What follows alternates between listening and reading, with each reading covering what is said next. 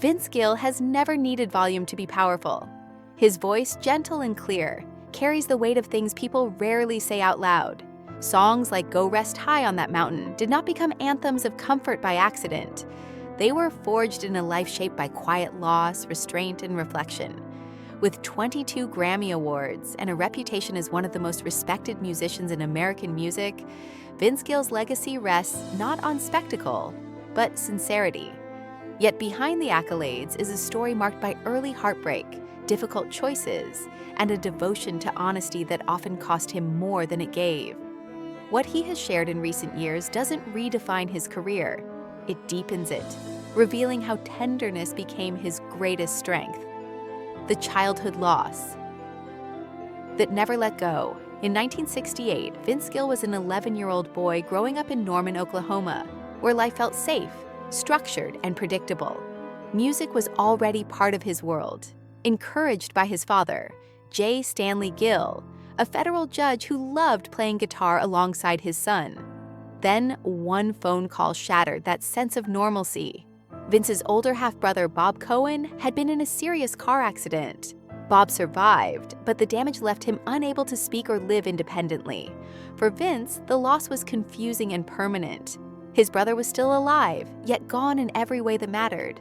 The house grew quieter. His parents carried grief without words.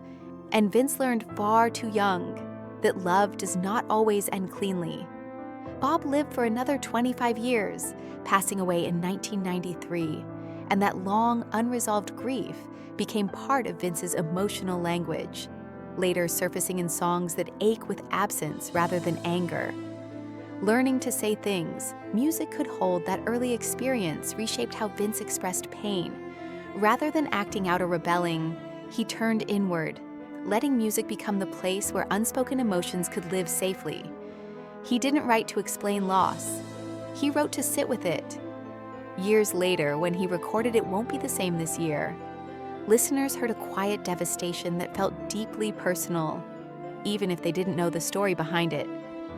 Vince once admitted that when he sings those songs, he still sees himself as that boy trying to understand why someone he loved was suddenly unreachable. That sensitivity never left him. It became the signature of his voice, a sound that never forces emotion, but allows listeners to bring their own.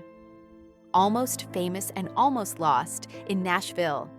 By the late 1980s, Vince Gill was respected in Nashville, but not celebrated. He had played with Pure Prairie League, recorded solo albums for RCA, and earned admiration from musicians who knew talent when they heard it. Still, success remained elusive. His records didn't climb the charts, and in a town that worships momentum, patience runs thin. Vince stood at a crossroads familiar to many artists: stay true and risk fading out, or compromise to survive. It was during this uncertain stretch that an opportunity arrived that could have changed everything instantly. The offer he walked away from.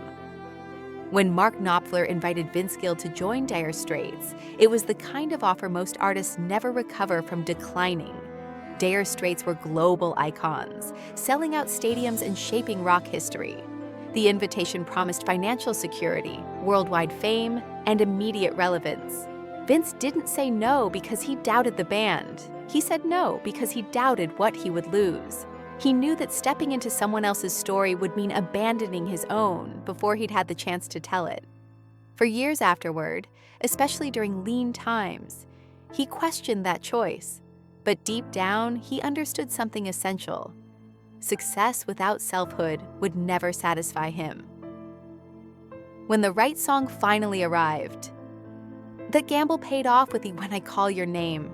The album didn't shout, it whispered. And in that whisper, people heard something rare: restraint, vulnerability, and truth. The title track earned Vince his first Grammy and transformed him from a respected sideman into a leading voice in country music. More importantly, it affirmed that his instincts were right. He didn't need to be louder or trendier. He needed to be honest. From that moment on, Vince Gill became known not just as a great singer, but as a songwriter who trusted silence as much as sound. A love that began with kindness. In 1993, during a Christmas television special, Vince met Amy Grant. The moment wasn't dramatic, it was human. He noticed her tension, offered a gentle reassurance, and something softened between them. Their voices blended effortlessly, but more importantly, their emotional rhythms aligned. Both were married at the time, both navigating private struggles, and both determined to do the right thing. Their connection grew slowly, marked more by restraint than impulse. When their marriages eventually ended, the public rushed to judgment, especially toward Amy, whose career had been built in faith-based spaces that offered little grace for complexity. Choosing love. Despite the cost, the backlash was painful and lasting. Amy faced professional consequences, and Vince absorbed criticism quietly. When they finally married in 2000, it wasn't a fairy tale ending. It was a decision grounded in patience and accountability. They didn't present themselves as perfect. They presented themselves as committed. Over the years, their relationship has been marked by mutual respect, humor, and an understanding that love isn't proven by appearances, but by presence. Vince has never framed their story as rebellion or triumph. He frames it as truth lived carefully. Stepping into a legacy without replacing it.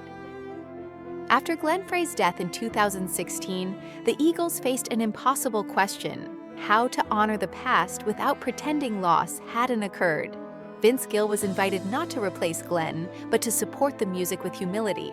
His long admiration for the band and his ability to blend rather than dominate made him uniquely suited to the role.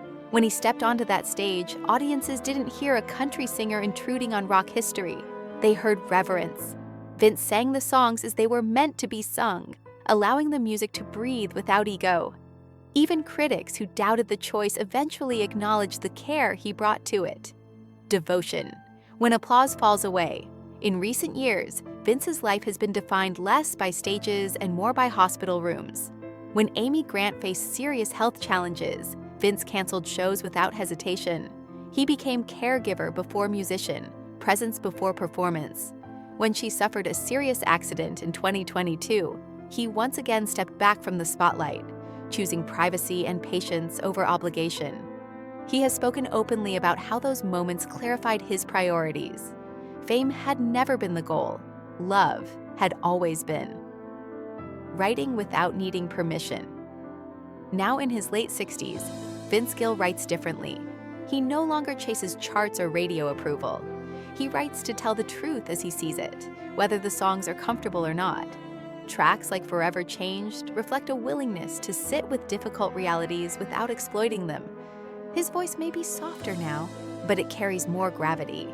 He listens more than he speaks. He observes more than he explains.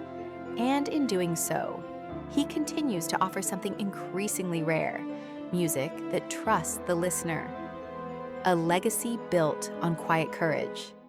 Vince Gill's story isn't about constant victory. It's about choosing integrity when shortcuts are available, choosing love when judgment is loud, and choosing honesty when silence would be easier. His music comforts not because it pretends everything is okay, but because it acknowledges that sometimes it isn't, and that life continues anyway. That is the gift he has given generations: permission to feel deeply without being undone by it. And when his voice rises, steady and unadorned, it carries the sound of a man who has lived, endured, and remained open.